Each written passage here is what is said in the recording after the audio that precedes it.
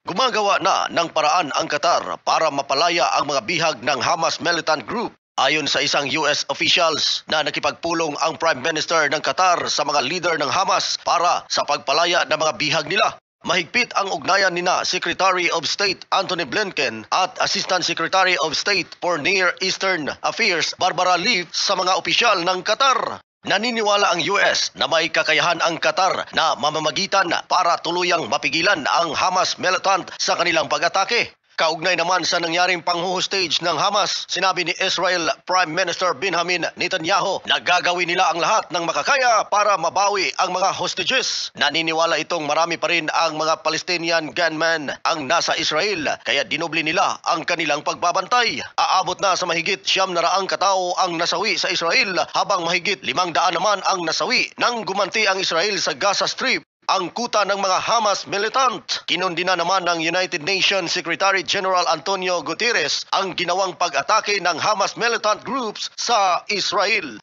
Brian Cardo Saison para sa Radyo Alternatibo Balita Nationwide.